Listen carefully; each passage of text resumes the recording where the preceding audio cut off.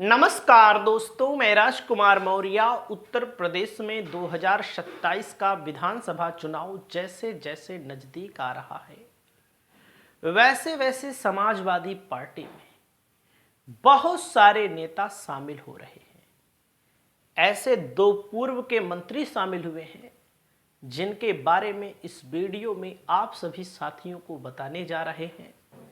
ऐसा दावा किया जा रहा है सोशल मीडिया पर कि इनके आने से समाजवादी पार्टी बहुत मजबूत होने जा रही है, समाजवादी पार्टी सरकार बनाने जा रही है। दोस्तों, आपको दिखाने से पहले बताना चाहूँगा, समाजवादी पार्टी से जो जुड़े हुए लोग हैं उनको किस प्रकार से बदनाम किया जाता है। 19 महीना बाद जेल से रिहा हो गए हैं मोईद खान। किस मामले में गए थे जेल में?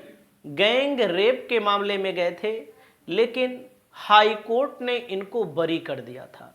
गैंगस्टर के कारण जेल में थे और गैंगस्टर के मामले में इनको जमानत मिल गई। और इनको लेकर के आपका क्या कहना है? इन्होंने अपना सब कुछ गंवा दिया, अपनी रोजी रोटी गंवा दी, अपनी इज्जत गंवा दी, क्योंकि इनके ऊपर जो आरोप लगा था पूरी तरह से फर्जी था, पूरी तरह से फर्जी था। इनके मामले को लेकर उत्तर प्रदेश के मुख्यमंत्री योगी आदित्यनाथ ने सदन में भी बोला था, ऐसी कार्यवाही करेंगे जो कि नजीर बनेगी। लेकिन जो इनका नुकसान हुआ, जो इनकी छवि का नुकसान हुआ, राजनीतिक स्थिति का नुकसान हुआ, सामाजिक स्थिति का नुकसान हुआ, उसकी भरपाई कौन करेगा? इसको भी कोर्ट को तय करना चाहिए। जिन अधिकारियों ने इनको फंसाया, जिन्होंने आरोप लगाया, उनके ऊपर भी कार्यवाही होनी चाहिए। ऐसे ही बहुत सारे लोगों के ऊपर आरोप तो लग जाते हैं, लेकिन 1 साल, 2 साल, 4 साल, 5 साल, 10 साल के बाद पता चलता है यह तो जो आरोपी है वो पूरी तरह से बरी हो गया। दोस्तों, इस मसले को लेकर के चलते हैं आगे। अब समाजवादी पार्टी में नेताओं की बाढ़ आ गई है। ये समाजवादी पार्टी में इस समय आ चुके हैं दोस्तों बसपा के सरकार में पूर्व के मंत्री, जिससे रामपुर जिले की राजनीति में हड़कंप मच गया है, भूचाल आ गया है, भूकंप आ गया है। ऐसा दावा किया जा रहा है सपा के द्वारा, सोशल मीडिया यूजर्स के द्वारा। तो इनका नाम क्या है? पहले इनके नाम के बारे में आपको बताना चाहूंगा। जिला प्रभारी थे, पूर्व के मंडल कोऑर्डिनेटर थे, और दोस्तों राजकुमार सिंह सागर ने बसपा का साथ छोड़ दिया और पूर्व जिला उपाध्यक्ष मनोज पांडे ने भी बसपा से इस्तीफा देकर समाजवादी पार्टी का दामन थाम लिया।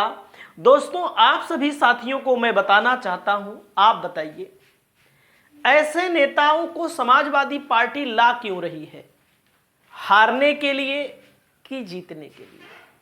हमारी व्यक्तिगत सोच है, हमारी व्यक्तिगत सोच बहुत सारे लोगों को बुरी भी लगेगी।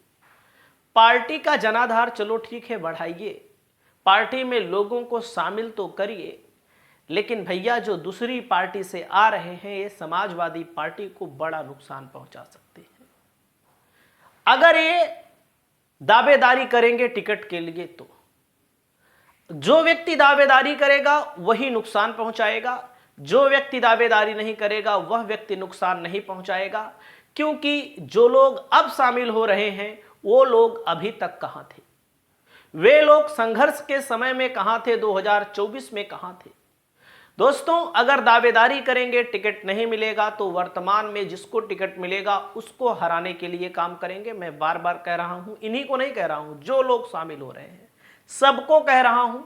और आप सभी साथियों को मैं बताना चाहूंगा, मंडल कोऑर्डिनेटर भी रह चुके हैं, बसपा में जिम्मेदारी संभाल चुके हैं। अखिलेश यादव से इन्होंने मुलाकात की है, जिनका नाम है बसपा के पूर्व दर्जा प्राप्त मंत्री सुरेंद्र सिंह सागर, पूर्व जिला पंचायत प्रत्याशी कन्हैया लाल कश्यप। और पीडीए एजेंडे पर समाजवादी पार्टी फोकस तो कर रही है। क्या पीडीए के एजेंडे को फोकस करते करते अपनी पार्टी के पीडीए के नेताओं को किनारे लगा देगी और भारतीय जनता पार्टी से आए हुए लोगों को अपने पास रख लेगी? बदल सकते हैं राजनीतिक समीकरण। वहीं पर एक नाम मैंने आपको बताया है, हेमराज वर्मा, लोध राजपूत समाज से आते हैं, पीलीभीत जिले से आते हैं, बरखेड़ा विधानसभा क्षेत्र से 2012 में पहली बार विधायक बने। प्रधान थे उसके पहले, सपा ने विधायक बनाया, सपा ने ही इनको मंत्री बनाया। 2012 से 17 तक सपा के साथ रहे। 17 में फिर चुनाव हुआ तो समाजवादी पार्टी ने इनको टिकट दिया। किसका? विधानसभा चुनाव का। अपनी विधानसभा में जहां लोध राजपूत आबादी करीब 1.25 लाख है, 1,25,000 से ज्यादा है, इनको 57,000 से पहली बार हार झेलनी पड़ी 2017 में। 2019 में समाजवादी पार्टी ने इनको टिकट दिया लोकसभा के चुनाव में। लोकसभा के चुनाव में करीब 2.5 लाख वोटों के अंतर से चुनाव हारे। सपा और बसपा के गठबंधन में चुनाव हारे, 2.5 लाख वोटों से चुनाव हारे।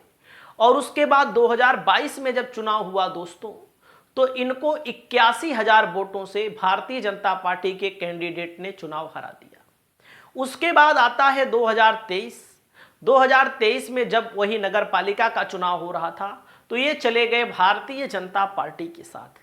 ये चले गए भारतीय जनता पार्टी के साथ, और भारतीय जनता पार्टी में इनको बताया जाता है, लोग बताते हैं कि किसी नेता ने धक्का मार के मंच से बाहर फेंक दिया था, मंच से गिरा दिया था।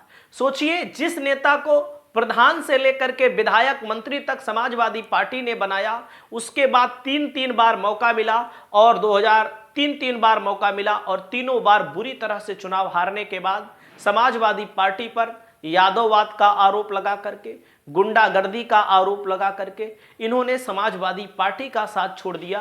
आज क्या करने आ रहे हैं अखिलेश यादव, ऐसे नेताओं को क्यों ले रहे हैं, यह चीज लोगों के समझ के बाहर दिखाई दे रही है। हमको नहीं लग रहा है कि 2027 में समाजवादी पार्टी से ये लोग चुनाव अगर लड़ेंगे, तो जो कार्यकर्ता बरखेड़ा में पहले से तैयारी कर रहा है, पीलीभीत सदर में तैयारी कर रहा है, बीसलपुर में तैयारी कर रहा है, बहेड़ी में तैयारी कर रहा है, कहीं से भी तैयारी कर रहा है, किसी भी विधानसभा से, पूरनपुर में तैयारी कर रहा है, आखिरकार उसका क्या कसूर है? जो 5-5 साल आपके संघर्ष के समय रहा, अगर उसको टिकट ना देकर ऐसे लोगों को लाओगे जो बार बार चुनाव हार रहे हैं। चलो टिकट दोगे कि नहीं दोगे, सपा टिकट देगी कि नहीं देगी, सपा वाले जाने, लेकिन नहीं मांगेंगे तो जरूर। भैया, जो विधायक रहा है, मंत्री रहा है, किसी भी पार्टी से सपा में आएगा, उसको टिकट चाहिए। उसको टिकट नहीं मिलेगा तो हराएगा। किसको हराएगा? सपा को हराएगा। कहेगा कि ये जब सपा यहां हारेगी तभी हमको बाद में टिकट मिलेगा, जीत जाएगी तो फलाना आदमी नेता बन जाएगा। तो दोस्तों, उत्तर प्रदेश की राजनीति में भूचाल जो बताया जा रहा है, ये समाजवादी पार्टी अपना गड्ढा खोदने में जुट गई है, और इसी गड्ढे में अगर ऐसे नेताओं को टिकट मिलेगा तो दफनाने के लिए और उसी के अंदर समाधि लेने के लिए तैयार रहे, क्योंकि आने वाले समय में ऐसे नेता अगर चुनाव लड़ेंगे, दल बदलू नेताओं को आम जनमानस पसंद नहीं करता है। तो दो पूर्व मंत्री समाजवादी पार्टी में शामिल हुए हैं, एक रामपुर और एक पीलीभीत से। आपका क्या कहना है? आप लोग अपनी राय को कमेंट करके बताइए। हमारी ऐसी धारदार वीडियो आती रहेगी, क्योंकि मेरा काम है आम जनमानस में, आम जनमानस की भावना जैसा काम वीडियो बनाना, आम जनमानस को जागरूक करना। बाकी आप लोग अपनी राय को कमेंट करें। बहुत बहुत शुक्रिया, नमस्कार।